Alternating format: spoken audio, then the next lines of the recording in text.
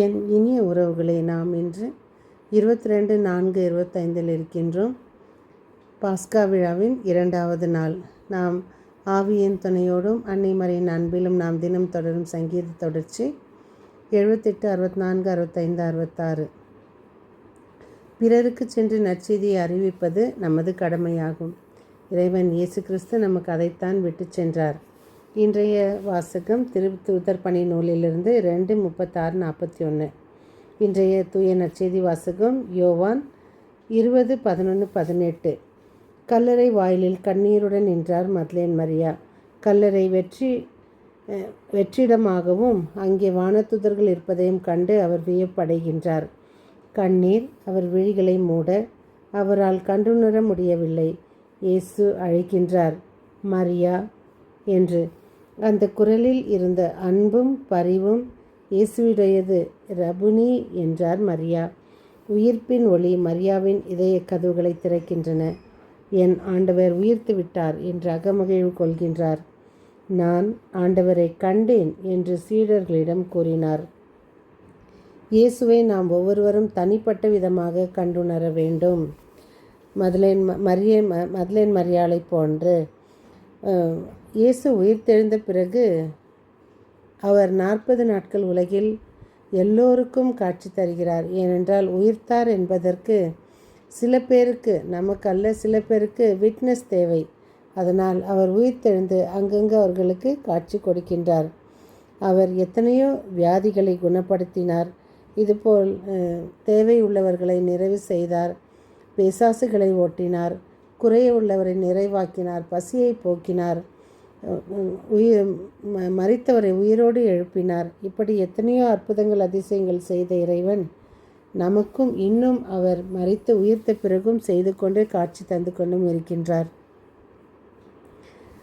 குணப்படுத்துதல், பொது உடைமை, இறை புகழ் கூறுதல். திருப்பாடல்கள் 2:43-47. அப்பம் பிடுதல், திருமுழுக்கு தருதல், 1 கொரிந்தியர் 12:13 போன்ற செயல்களால் இயேசுவுக்கு சான்று பகர்ந்தார்கள். எல்லாரும் சேர்ந்தே முடிவுகள் எடுத்தார்கள். அவர்களில் எவரும் தம் உடைமைகள் மீது உரிமை பாராட்டவில்லை. எல்லாம் அவர்களுக்கு பொதுவாய் இருந்தது. உணவை பகிர்ந்து கொண்டனர். நட்போடு அனைவரும் பழகினர். ஒற்றுமையாய் கூடி ஜெபித்தனர். ஓய்வு நாட்களில் தாம் பெற்ற பற்றுறுதியை மற்றவர்களுக்கும் அறிவித்தனர். ஆதி கிறிஸ்தவர்கள் நீதிக்கும் அன்புக்கும் சகோதரத்துவத்துக்கும் சாட்சியாக விளங்கினர். இறைவனின் அழைப்பை ஏற்று அதை நடைமுறைப்படுத்துவதின் அறிகுறியாகவும் அடையாளமாகவும் திருமுழுக்கு பெற்றனர். இவர்கள் தனியாக இல்லாமல் குழுவாக கூடி செயல்பட்டனர்.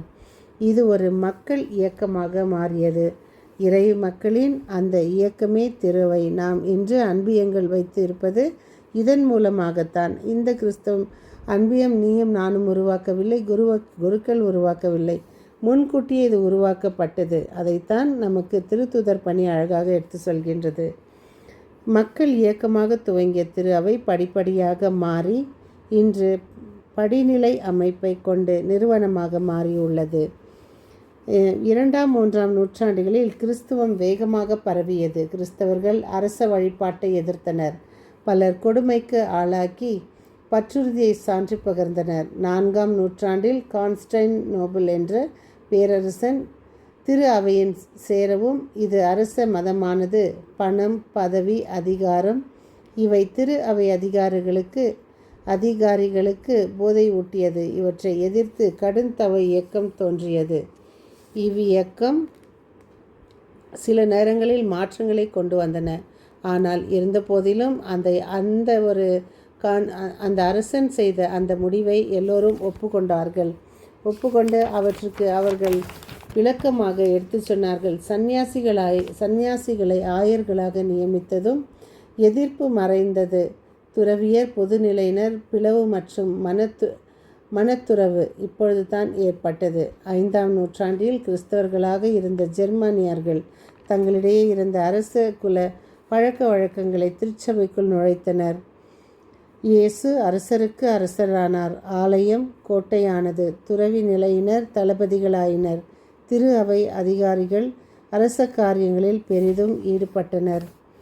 அன்பு இறைவா, இதோ நீங்கள் உயிர்த்தெழுந்த 2ஆம் நன்னாளில் எங்களோடு இருந்து எங்களை வழிநடத்தி தினம் எங்களை அதிகாலை வேளையில் தட்டி எழுப்பி கிருபையால் எங்களை அரவணைத்து உம்முடைய செட்டையின் நிழலை எங்களை பாதுகாத்து நாங்கள் வாழ்வதற்காக எழுப்பியுள்ளீர் என்பதை நாங்கள் நினைவு கூர்ந்து இந்த நாள் முழுவதுமாக எங்களை வழிநடத்தி நாங்கள் எந்த காரியம் செய்தாலும் நீர் எங்கள் முன் இருந்து எங்களை வழிநடத்தி இதோ இந்த விடுமுறை நாட்களில் யாருக்கும் எந்த தீங்கும் சிறுவர்களுக்கு எந்த ஆபத்தும் ஏற்படாமல் அவர்களை பாதுகாத்து பரீட்சை எழுதுகிற டிகிரி பிள்ளைகளுக்கு நல்ல ஒரு ஞானத்தை தந்து அவர்கள் வெற்றி பெறவும், திருமணமாகாதவர், வேலையில்லாதவர், குழந்தை பாக்கியம் இதற்காக ஜெபிப்போருக்கு அவர்கள் தேவைகளை நீர் தருவீர் என்று முழு நம்பிக்கையோடு ஜெபிக்கிறோம் எங்கள் ஜீவனுள்ள நல்ல பிதாவே. ஆமேன். மீண்டும் சந்திக்கும் வரை உங்கள் அன்பு தோழி.